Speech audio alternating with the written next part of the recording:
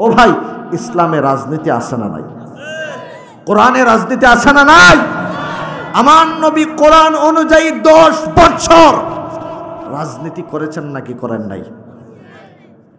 আবু বকর, ওমর, ওসমান, আলী রাদিয়াল্লাহু তাআলা আনহুম খেলাফতের দায়িত্ব পালন করেছেন রাজনীতির ভিতরে না রাজনীতির বাইরে?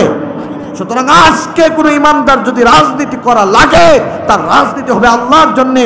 আর যারা আল্লাহর জন্য রাজনীতি করে তারা কোনো কুফরি মতবাদে বিশ্বাসী, আল্লাহর আইন চায় না এমন কোন দলের কর্মী নেতা হতে পারে না, পারে না, পারে না। ঠিক কেনা জোরে বল।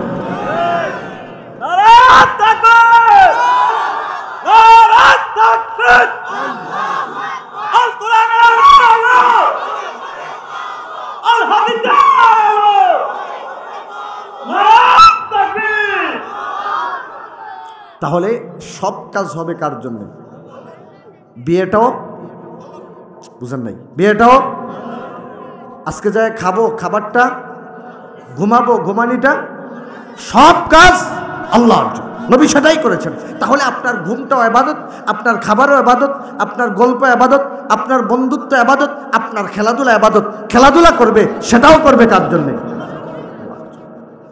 খেলাধুলা করলেও সেটা আল্লাহর জন্য। সাহাবায়ে কেরাম সেটা করেছেন, সাহাবায়ে কেরামও সেটা করেছেন।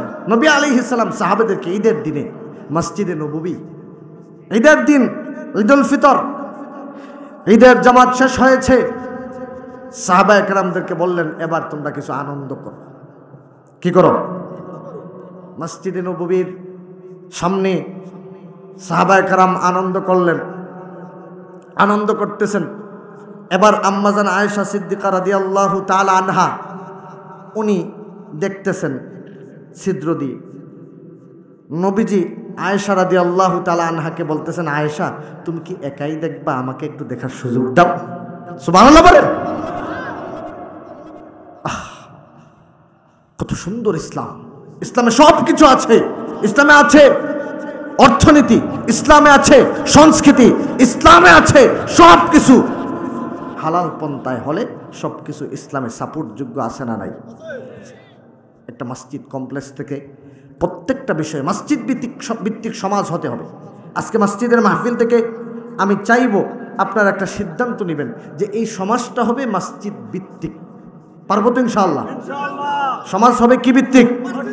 মসজিদ ভিত্তিক। মসজিদের ইমাম হবেন সমাজের নেতা। বলতে কষ্ট লাগে, হুজুর টাকা দিয়ে রাখছে কি নেতা কইবার লাগে? সবাই কয় না কথা। তাহলে মসজিদের ইমাম হবেন সমাজের চাকর। সবাই বলা লাগবে। ইমাম শব্দের শাব্দিক অর্থটা কি কোন? ইমাম, নেতা।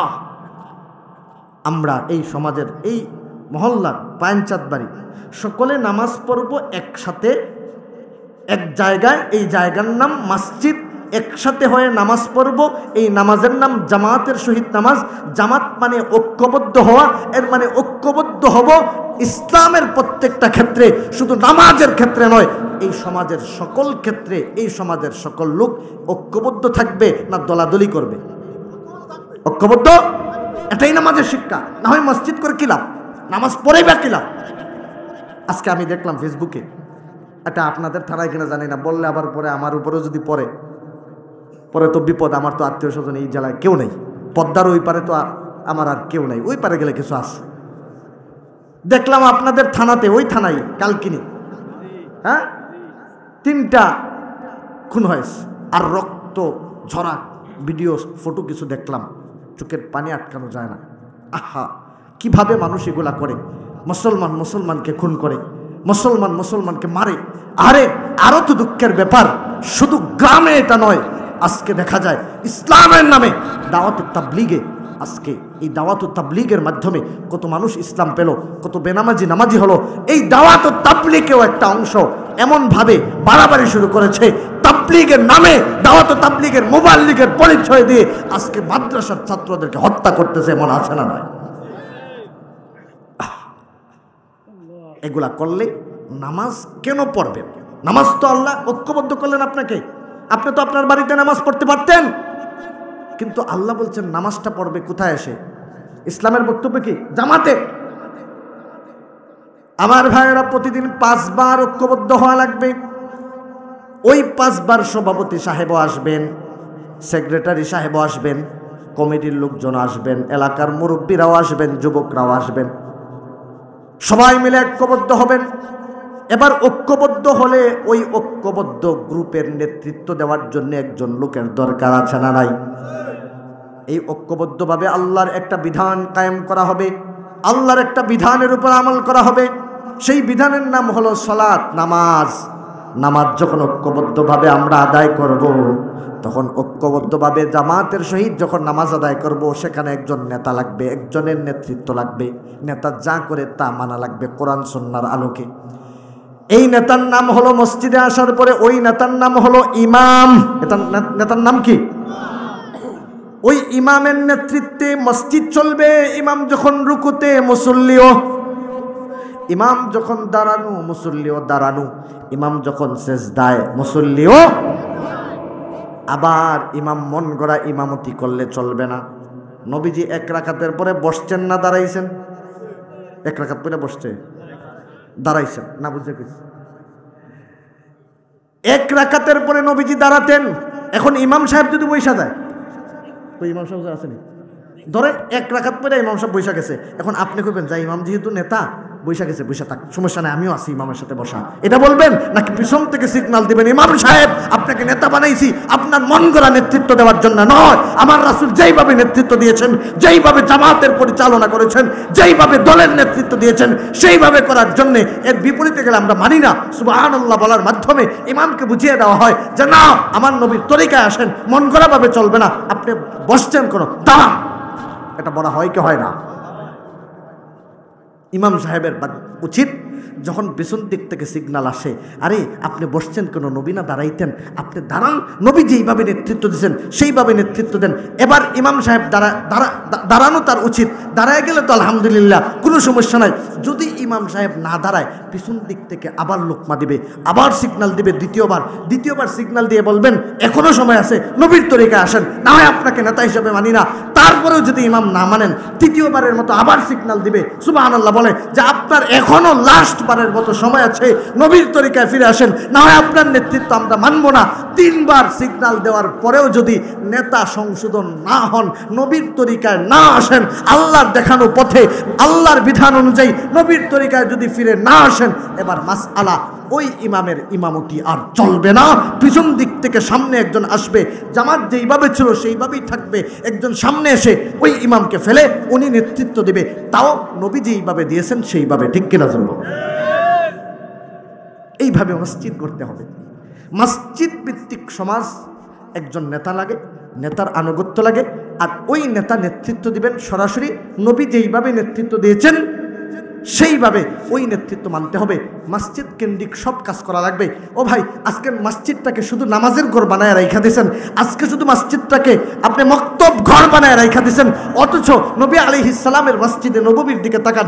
নবীজি যখন মসজিদে নববী কায়েম করলেন, প্রতিষ্ঠা করলেন, সেখানে শুধু নামাজের ঘর বানান নাই, সেখানে শুধু কোরআন তেলাওয়াতের ঘর বানান নাই, বরং এই মসজিদে নববী থেকে আল্লাহ রাব্বুল আলামিনের আদেশ অনুযায়ী, বিধান অনুযায়ী নবীজি 12 লক্ষ বর্গ মাইল এর রাজত্ব কায়েম করেছেন। সুবহানাল্লাহ, সব কাজ করেছেন। এই রাজত্বের ভিতরে জিহাদ ছিল, এর ভিতরে সমাজনীতি ছিল, এর ভিতরে অর্থনীতি ছিল, এর ভিতরে রাজনীতি ছিল, এর ভিতরে সংস্কৃতি ছিল, সবগুলা ছিল। সবগুলার সমন্বয়ে নবীজি একটা ইমারত কায়েম করেছিলেন।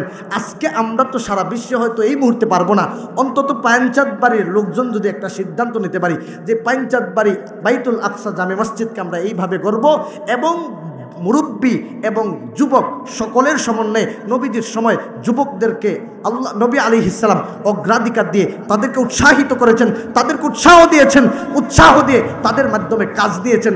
কারণ যুবকরা যত কাজ করতে পারে, মুরব্বীরা তত কাজ করতে পারে না। যুবকদের মধ্যে আছে উচ্ছ্বাস, তারুণ্যের উচ্ছ্বাস ব্যবহার করতে হবে। মুরব্বীদেরকে বুদ্ধিভিত্তিকভাবে সেটাকে কাজে লাগাতে হবে। আর যুবকরা যাতে মসজিদের সাথে সম্পৃক্ত থাকে, এটার জন্য যা করার তা করা লাগবে কি লাগবে না? এখন আমরা কি করি? একজন মুরব্বী আইসা বসছে নামাজ পড়তে, সময় আমার শেষ, ওইদিকে আপনাদেরও কষ্ট হইতেছে। এখন মুরব্বী একজন বসছে পিছনে, আরেক বাড়ির আরেকটা ছোট বাচ্চা আসছে নামাজ পড়তে। আচ্ছা, বাচ্চারা একটু দুষ্টামি করবে, এটা স্বাভাবিক না অস্বাভাবিক? একটু দুষ্টামি করলে দেখা যায় মুরব্বী সাহেব কার বলারে তোর তারে বের করে দে বসতে, এটা বলে কি বলে না?